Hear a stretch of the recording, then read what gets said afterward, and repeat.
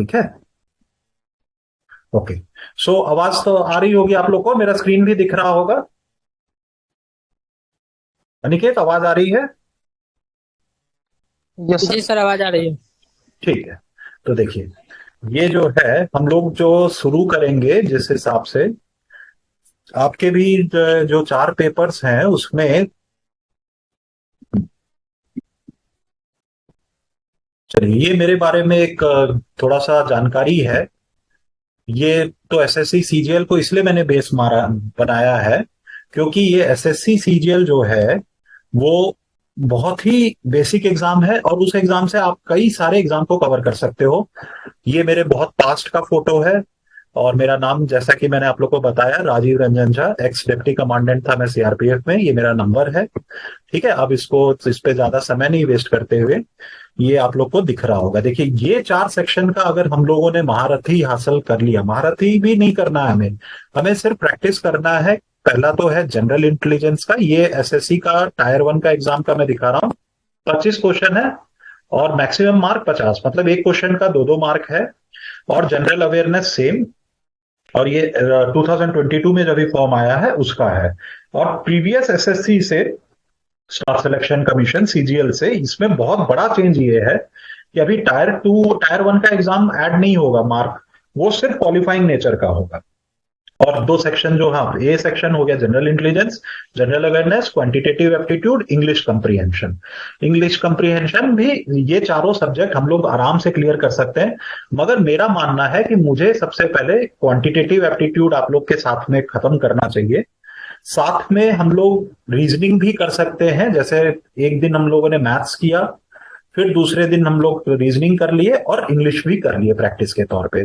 तो मेरा ये प्लान है कि अगर मैं जिस दिन मैथ्स या रीजनिंग पढ़ाता हूं तो उसके नेक्स्ट दिन में एटलीस्ट इंग्लिश कराता हूं, या जनरल अवेयरनेस के कुछ चीज पढ़ लेते हैं। तो उससे ये रहेगा कि आपको समय मिल जाएगा जो क्वेश्चंस प्रैक्टिस करने के लिए। और अब इस कोर्स का, इसका एक दो तीन जो इंपॉर्टेंट पॉइंट है मैंने आप लोगों के लिए किया है, वो ये देखिए। Tyre 1 will consist of objective type, मतलब सारे जो होंगे ऑब्जेक्टिव टाइप और कंप्यूटर बेस्ड क्वेश्चंस होंगे। मल्टीपल चॉइस, आप लोग को बीच में अगर कुछ डाउट आए या कुछ भी पूछना हो, आप लोग अपना स्पीकर ऑन कर, ऑडियो ऑन करके बोल सकते हैं, कोई दिक्कत नहीं।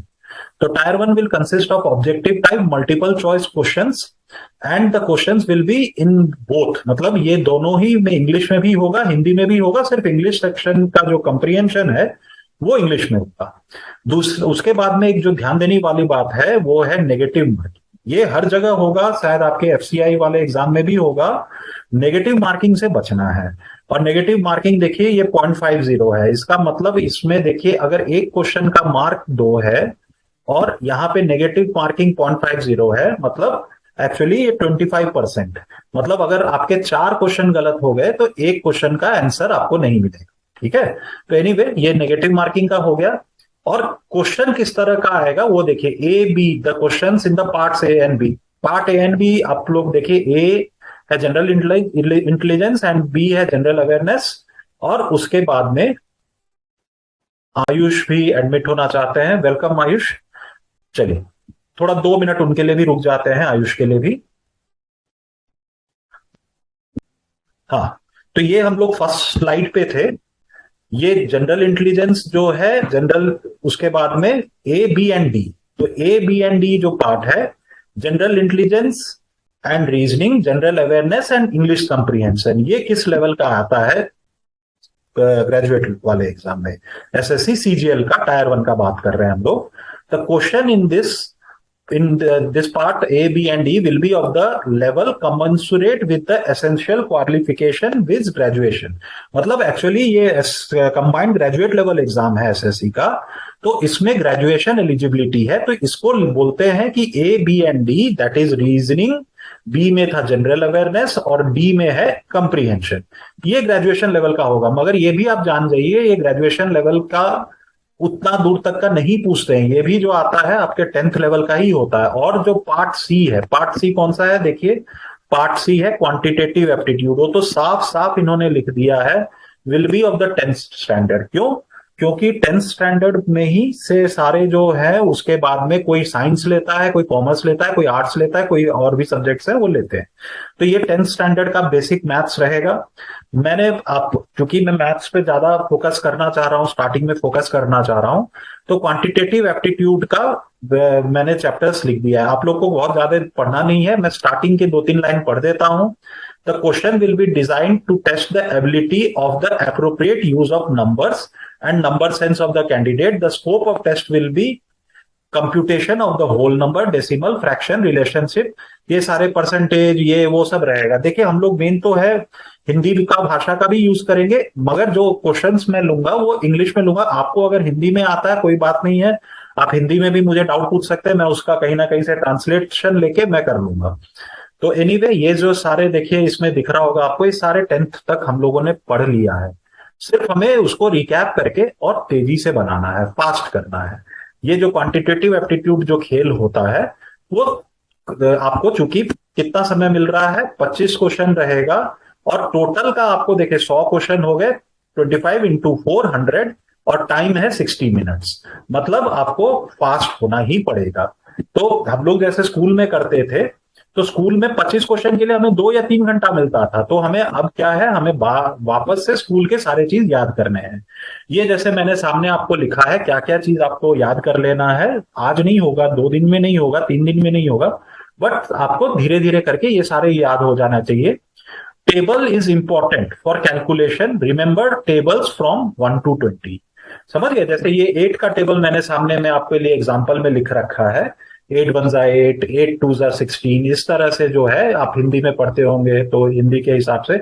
मगर ये आपके कैलकुलेशन को अगर आप 20 तक का टेबल पूरा याद रख लेते हैं, जैसे 17 का टेबल, 18 का टेबल, तो आपका कैलकुलेशन बहुत तेज हो जाता है। और ये सबको धीरे धीरे ही होता है, इसमें टाइम लगता है। आप एक जगह पे बोर्ड पे लिख लीजिए, एक चार्ट पेपर पे लिख लीजिए, अपने सामने रख लीजिए, और आपको धीरे धीरे याद हो जाएगा। तो कोई घबराने की बात नहीं है, बट धीरे धीरे याद करने वाली बात है। फिर क्या है, ये देखिए स्क्वायर और क्यूब। जैसे 8 स्क्वायर 64 होता है, 9 स्क्वायर 81 होता है, ये सारा हमने पढ़ा हुआ है, और हमें इसको पढ़ने में याद करना है सिर्फ हमें वापस से।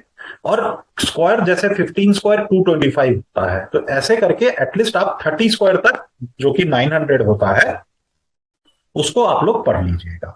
और क्यूब जो होता है उसको 15 तक भी आप पढ़ लिए, 30 तक अगर आप पढ़ लिए तो बहुत ही अच्छा। मगर मैंने काफी सारा एग्जाम निकाला था और मैं सिर्फ 15 तक ही याद रख पाया था, और उसके ऊपर मैं कभी याद नहीं करने गया, क्योंकि याद करना मेरे लिए बहुत टफ था। तो मैंने क्यूब्स 15 तक पढ़े थे, स्क्वायर 30 तक जरूर पढ़ा था। ठीक है? तो इतना अगर आप कर लेते हैं, और इसके साथ में आप लोग चिंता मत करिएगा, मैं ये पावर पॉइंट जो है मैं शेयर कर दूंगा आपको ग्रुप में। अभी सिर्फ ये हमारे समझने के लिए है। तो ये जो है इंपॉर्टेंट फॉर्मूलाज इन एल्जेब्रा, जैसे A square minus B square क्या होता है, ब्रैकेट में A minus B, A plus B, और फिर इस तरह से जो फॉर्मूला है A plus B whole square होता है A square plus 2ab plus B square. ठीक है? तो इस तरह से ये कुछ एक फॉर्मूलाज हैं। आप इसमें और भी फॉर्मूलाज इसके अलावा भी हैं, उसको भी जोड़ सकते हैं, पर इतना बेसिक तो याद कर ही लेना है हमें। फिर हम लोग जब क्वेश्चन बनाते हैं, जैसे अभी नंबर सिस्टम का बात कर रहे हैं, तो ये देखिए बॉडमास का हम लोगों ने पढ़ा होगा अपने स्कूल में, कि अगर इस तरह का क्वेश्चन आ गया 3 + 4 × 5 = 23। ये देखिए जो येलो में मार्क किया गया है, येलो में मैं आपको दिखा रहा हूं, ये येलो में जो मार्क किया गया है इसको पहले करना है। मगर अगर हम लोग कुछ गड़बड़ कर लेते हैं, मान लीजिए हमने यहाँ पे अगर गड़बड़ी में 3 + 4 पहले कर लिया और उसको 7 कर दिया और 7 × 5 कर दिया, तो क्या आ जाएगा? आंसर आ जाएगा 35, जो कि गलत होगा।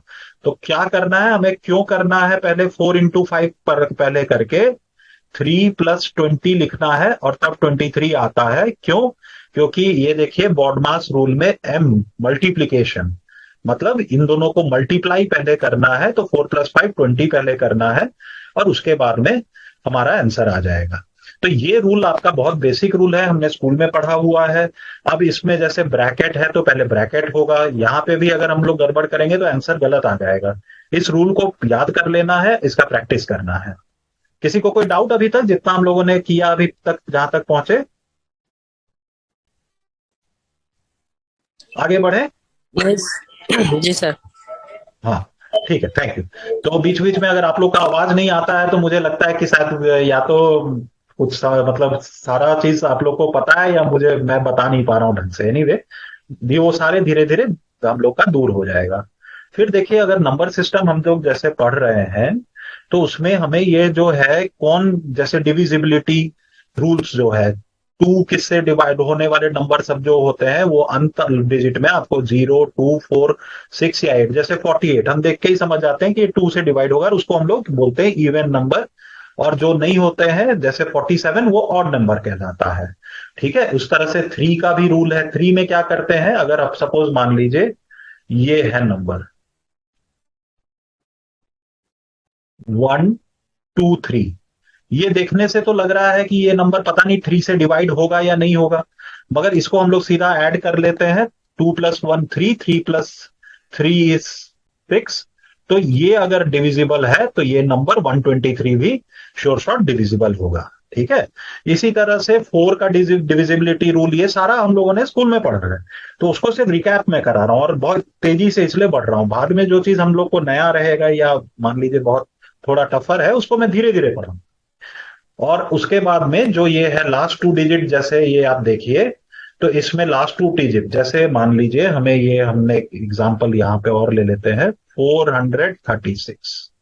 ठीक है, तो लास्ट 2 डिजिट 36 है, और ये 4 से डिवाइड करने से हो जाता है, तो ये 436 भी डिवाइड कर 4 से करेंगे तो आराम से हो जाएगा।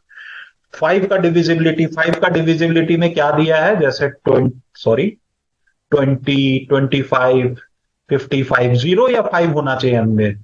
6 का जो डिविजिबिलिटी है वो है 2 और 3, मतलब जो नंबर 2 और 3 से डिविजिबल होगा वो 6 से भी डिविजिबल होगा। मतलब कहने का मतलब, डिविजिबल होने का मतलब ये है कि कोई रिमाइंडर नहीं आएगा, हमारे डिवाइड करेंगे तो पूरा डिवाइड हो जाएगा। ठीक है, और आप देखिए अगर ये 6 के लिए 2 और 3 है तो ये आपको बहुत फायदा आता है। अगर आपको 12 के लिए देखना है, तो 6 के जैसे 3 और 4 से जो नंबर डिवाइड हो जाएंगे, जैसे अगर आप एग्जांपल ले लीजिए 36, ये पेन से जो मैं लिख रहा हूं आप लोग को दिख रहा है? Yes sir. ठीक है, तो ये 36 यस जैसे सर। नंबर लिया, ये देखिए 3 से भी डिवाइड हो जाता है, 4 से भी हो जाता है, तो ये 12 से, इसलिए ये भी 12 से डिविजिबल होगा ही होगा। तो ये क्या है, जब नंबर आपस में इन लोग के बीच में कोई कॉमन फैक्टर नहीं है, 3 और 4 के बीच में सिर्फ 1 एक कॉमन फैक्टर है, मतलब दोनों 1 से ही डिवाइड होते हैं, तो इन लोग को जिससे गुना करेंगे, मल्टीप्लाई करेंगे और 12 मिलता है हमें, तो वो नंबर भी, मतलब 36 12 से भी डिवाइड होगा। सेम यहाँ पे 2 और 3 के बीच में देखिए, कोई दोनों को प्राइम नंबर्स आप लोग को याद आ रहा होगा, इन लोग को एक दूसरे के बीच में इन लोग का कॉमन फैक्टर 1 है, तो वो नंबर 6 भी उससे डिवाइड होगा। अभी अगर नहीं समझ में आया कोई बड़ी बात नहीं, हम लोग प्रैक्टिस करेंगे तो हो जाएगा। फिर उसके बाद में 8 का जो है रूल, वो आप लोग को याद आ रहा होगा कि उसका जो लास्ट 3 डिजिट, मतलब जैसे 4 के लिए हम लोग 2 डिजिट देखते हैं, तो 8, 3, 6, 6, ये 3 डिजिट को अगर हम लोग देखेंगे, ये तो अगर 8 से डिवाइड हो रहा है, जैसे इसमें अगर हम लोग करते हैं, तो 8 4 32 और 46, तो ये नहीं होगा डिवाइड। ये 8 से अगर डिवाइड करने जाएंगे तो नहीं होगा, क्यों? क्योंकि लास्ट के 3 डिजिट नहीं हो रहे हैं। बट अगर 8 400, ठीक है, तो ये, या 8 उसके बाद में मान लीजिए 8 5 40, 408, तो ये 3 डिजिट जो है लास्ट के वो डिवाइड हो रहे हैं। तो आपको ये भी पता है कि अगर हम लोग 8 से डिवाइड करेंगे तो 1041, मतलब 1041 आपका आ जाएगा क्वेश्चन। ठीक है, इसको अगर 8 से मल्टीप्लाई करेंगे तो आपको नंबर मिल जाएगा 8408। तो वही कहने का मतलब है, 8 का हम लोग, ओके, तो 8 का हम लोग डिविजिबिलिटी, अभी 10 मिनट का हमारा मीटिंग रह गया आज, हम लोग उतना उससे ज्यादा बढ़ेंगे भी नहीं, कोई बात नहीं है। तो एनीवे 8 का डिविजिबिलिटी के लिए लास्ट 3 डिजिट देखते हैं। और उसके बाद में देखिए, अगर 9 का देखना है तो 9 और 3 का सेम है, सम ऑफ द डिजिट, मतलब सारे डिजिट को जोड़ लीजिए, और उसके बाद में 9 से अगर डिवाइड हो रहा है तो वो वापस से हो जाएगा। 10 का तो आपको पता ही है कि लास्ट में 0 होना चाहिए। 11 का जो है, ये सारे कंपटीशन में बहुत फेवरेट, मतलब ये कंपटीशन के लिहाज से ज्यादा आता है, इसलिए इसको एक बार जरूर देखना है। इसके लिए मैंने आपके लिए यहाँ पे एक एग्जाम्पल रखा है। तो आपको ये पता होगा अल्टरनेट डिजिट, मतलब ये जो लाल में किए हुए इनको पहले जोड़ लीजिए। ये अगर 12 आ गया, देखिए 8 + 3 11 हो गया, +1 12 हो गया, और ब्लू वाले को आप जोड़िए तो क्या आया 1। दोनों को माइनस करिए, अगर 0 या 11 से डिवाइड होने वाले नंबर आए, जैसे ये 11 11 से डिवाइड हो जाएगा, तो 10813 भी 11 से डिवाइड करेंगे तो रिमाइंडर नहीं मिलेगा। क्लियर है ये सबको 11 का? Yes sir. Yes sir. Yes. Okay. तो ये 11 वाला जो है खेल, ये कंपटीशन एग्जाम्स ज्यादा खेलते हैं, तो ये हम लोग को इस पे ध्यान देने वाला बात है, और ये हम लोगों ने स्कूल में पढ़ा हुआ है। ठीक है, इससे आगे बढ़ते हैं नेक्स्ट स्लाइड पे। ये सारा चीज आप लोगों ने पढ़ा हुआ है, मैं जस्ट फटाफट दोहराई करा देता हूं। देखिए, नेचुरल नंबर ये है 1 से लेके इंफिनिटी तक या अनगिनत तक, 5 6 7 8 9 तक। होल नंबर और नेचुरल नंबर में क्या फर्क है? होल नंबर में ये 0 भी जुड़ जाता है, उसके बाद ये सेम नेचुरल नंबर ही है। इंटीजर्स जो होते हैं ये है -2 -3 -4। इसमें ध्यान देने वाली बात क्या है कि इसमें जितना छोटा होगा, मतलब सबसे बड़ा जो इंटीजर है माइनस वाला, वो ये है। माइनस में सबसे बड़ा -1 है, उसके बाद उससे जो -2 छोटा है, -3 उससे भी छोटा है, जबकि उल्टा होता है। और ये जो रैशनल नंबर्स हैं उसको बोलते हैं, जैसे 7/8, P/Q फॉर्म, P/Q। ठीक है, तो इसी तरह से इसको रैशनल नंबर बोलते हैं। उसके बाद में जैसे आप लोगों ने पढ़ा होगा √2, √3, ये रूट वाले नंबर जिनको इस तरह से नहीं लिखा जा सकता, √2 √3 इन लोग को नहीं लिखा जा सकता, तो इनको क्या बोलते हैं? Irrational number. हमारे को यहीं तक पढ़ाया गया था 10th में, और 10th का ही मैथ्स आ रहा है, तो इसके ऊपर आएगा नहीं। मतलब रैशनल नंबर तक, रैशनल नंबर ये सारे भी रैशनल नंबर हैं, और उसके बाद में इरेशनल नंबर, जो कि जैसे √2 √3 इतना तक हम पढ़ लिए तो हमारा काम हो जाएगा। उसके ऊपर का जो 12th में पढ़ाई होता है, लोगों ने मैथ्स पढ़ा होगा, कॉम्प्लेक्स नंबर और ये सब, वो हमारे वो नहीं पढ़ना है। कंपटीशन एसएससी और जनरल कंपटीशंस के लिए, एफसीआई वाले में भी नहीं आएगा। आप देखिए, कोई जो इस तरह के क्वेश्चंस हैं, मैंने कुछ क्वेश्चन सेलेक्ट कर रखा है, एक दो क्वेश्चन आप लोग देख सकते हैं। यूनिट डिजिट, ये क्या पूछ रहा है? Unit digit. ठीक है, मतलब पहला डिजिट जो है यूनिट डिजिट, जैसे 1 6 7 8, इसमें यूनिट डिजिट 8 है। तो इसको अगर हम लोग, इसका यूनिट डिजिट क्या होगा? तो इसमें आपको यूनिट डिजिट के लिए जो करना है, वो उसको बाकी डिजिट को आप भूल जाइए। आपके जो ये यूनिट डिजिट में है 4 गुना 8 गुना यहाँ पे 7 था गुना 3, इसको अगर आप करिएगा तो यूनिट डिजिट क्या आएगा? ये दोनों को आप जहां जहां मल्टीप्लाई करिएगा तो 8 4 32, 2 आया, बाकी डिजिट को 3 को भूल गए। फिर 7 × 3, फिर उसके बाद में हमने किया 7 2 14, 4 आया, एक को भूल गए। क्यों? क्योंकि हमें सिर्फ यूनिट डिजिट देखना है। 4 3 12, मतलब इसका आंसर ये होगा। ठीक है, किस तरह से आया, समझ में आया आप लोग को? Yes sir. ठीक यस है, सर। तो हम लोग को जब यूनिट डिजिट के बारे में पूछा जाए तो हमें सिर्फ यूनिट डिजिट का देखना है, हमें और किसी चीज का देखना ही नहीं है। अब ये देखिए, ये वाला क्वेश्चन मैं बाद में बताऊंगा, क्योंकि ये क्वेश्चन इजी है, इंटरेस्टिंग है। किसी को आ रहा है ये, जैसे इसमें भी यूनिट डिजिट ही पूछा जा रहा है। कंपटीशन में इस तरह से ही पूछा जाता है, मैं चिंता मत करिए, ये अभी मैं आप लोग को क्लियर नहीं करूंगा, क्योंकि ये थोड़ा सा बाद के लिए रखेंगे। आगे बढ़ जाते हैं। इज 1 3, ये देखिए, ये वाला क्वेश्चन जैसे था 1 3 3 1 डिविजिबल बाय 11, मतलब होता है या नहीं? तो ये देखिए, पहले इन लोग को जोड़ लीजिए, जो ये 3 और 1 है। 3 + 1 हमने किया 4, अगेन यहाँ पे भी 3 और 1 है, तो ये भी -4। 4 -4, मैंने बोला था कि वही हमारा डिविजिबिलिटी रूल में या तो 0 आए, या तो 11 से, जैसे 22 आए, 33 आए, 44 आए, यस कोई सर। भी आए, तो वो डिविजिबल है। तो इसका मतलब क्लियर है कि ये हमारा 1331 डिविजिबल है। और ये आप लोग को मैं बता दूं, ये 11 का क्यूब भी है, मतलब ये एक्चुअली 11 गुने 11 गुने 11 करिएगा तो 1331। गलत तो नहीं बोल रहा हूं? एक बार चेक कर लेते हैं। देखिए, हमने पहले लिखा भी हुआ है, ये देखिए 11 का क्यूब 1331। ठीक है, ये इसीलिए मैं बोलता हूं कि अगर हमें क्यूब याद है तो हमें तेजी से हम लोग इसको कर सकते हैं, ये हमें फिर ये जोड़ना नहीं पड़ेगा, बहुत सारा चीज वैसे ही काम हो जाता है। ठीक है, आप देखिए ये वाला तक तो हम लोग कर लिए थे। फिर ये क्वेश्चन आता है, इसको अगर तेजी से करना है, कौन सा बड़ा है, 4/5 या 7/9, कौन बड़ा है, किसी को ध्यान आ रहा है कैसे अगर करते थे हम लोग? एलसीएम लेकर सर डेनोमीटर का। Very good, very good. LCM लेके हम लोग डिनोमिनेटर को एक कर देते थे, और उसके बाद में हम लोग देखते थे ऊपर जो बड़ा है, यही देखते थे ना हम लोग। अब आपको एलसीएम लेने की भी जरूरत यस। नहीं है, आप क्या करिए, 4/5 तेजी से करना है क्योंकि 7/9, इसको इससे मल्टीप्लाई कर दीजिए, इसको इससे मल्टीप्लाई कर दीजिए, तो आया क्या देखिए, अगर 9×4 = 36, 7×5 = 35, है ना? कौन सा बड़ा यस। है? ये बड़ा है, ठीक 36। है। तो इसका मतलब 4/5 बड़ा है। हम लोग एलसीएम लेते थे तो नीचे वही काम करते थे, असल में उसी को हम लोग शॉर्टकट मेथड में ये सीख लिए। अगर आप देखिएगा तो ये 4/5 क्या कितना आता है, 0.8 के बराबर आता है, यही आता है ना? Yes sir. और 7/9 को करेंगे तो 79, 9×7 = 63, मतलब ये 0.7 से आता है, तो ऑब्वियसली ये बड़ा है।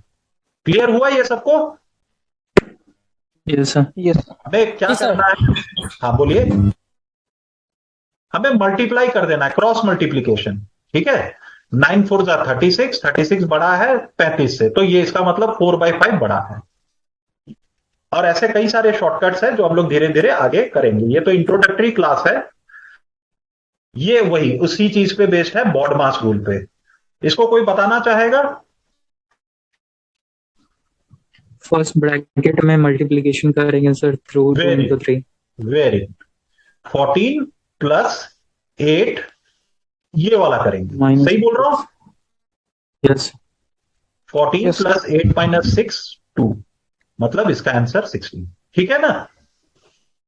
तो यस सर। यस इतना सर। बेसिक क्वेश्चन जो है, कल मैंने एक आपको ये जो लास्ट स्लाइड है वो है कुछ नहीं थैंक्स का। ठीक है, तो अभी जो हम लोगों ने रिकैप में फटाफट ये करा देता हूं, एसएससी के कोर्स के बारे में पढ़ा, कहां से आएगा वो पढ़ा हम लोगों ने।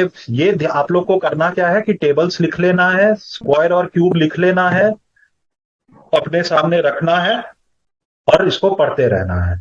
ये फॉर्मूला लिखना है, ये बॉडमास रूल को आपको ध्यान रखना है, जब भी कभी आप सिंप्लीफिकेशन या समीकरण जो भी बोलते हैं हिंदी में वो कर रहे हैं तो उसको इस्तेमाल करना है। ये डिविजिबिलिटी रूल आपको याद होना चाहिए। तो इतना हम लोग आज जस्ट एक इसको इंट्रोडक्टरी क्लास था, और हम लोग इस सिलसिला को आगे बढ़ाएंगे, और इस तरह से एक दूसरे को, और जब भी आप लोग को डाउट आता है तो हम लोग सर ये क्लासेस आप रोज लेंगे या आप कभी लोग कभी? बताइए। मैं तो कैसे भी समय करके निकाल सकता हूँ कि रोज तो भी मैं कर सकता हूँ, आप लोग सब कर पाएंगे? क्योंकि कुछ लोग आप लोग में से जॉब कर रहे हैं, कुछ लोग पढ़ाई कर रहे हैं, और ये टाइम ठीक है कि नहीं? ये टाइम परफेक्ट है सर। परफेक्ट है सबके लिए, किसी को दिक्कत? कोशिश ये रखेंगे कि एटलीस्ट हम लोग ये आधे घंटे 45 मिनट के लिए रोज मिल लेते हैं। और इसमें से अगर कोई ग्रुप बना सकता है इसको, अपना जो आज हम लोग जो प्रेजेंट थे उसका अगर बनाना चाहते हैं तो बना सकते हैं। ऐसे गूगल फॉर्म डाल सकते हैं। गूगल फॉर्म में कैसे करते हैं, मुझे तो गूगल फॉर्म का उतना नॉलेज नहीं है। सर वो एक मतलब अटेंडेंस की तरह हो जाती है। अच्छा अच्छा, ओके। तो उसमें क्या होता है ना कि ऐसे अगर वो डाल देने से, जैसे लिंक मैं डाल दूंगा, हाँ हाँ, उसमें अपने बच्चे नाम और नंबर्स वगैरह ये डाल सकते हैं, और ठीक। ईमेल एड्रेस, उसके थ्रू पता चल जाएगा कि वो क्लास में प्रेजेंट है। चलिए बहुत बढ़िया है। ठीक है, अब देखिए 1 मिनट से कम रह गया है, तो अब हमारा मीटिंग अभी खत्म हो जाएगा, और अगर धीरे धीरे जरूरत पड़ेगा तो मैं वो प्रो वाला भी ले लूंगा, सो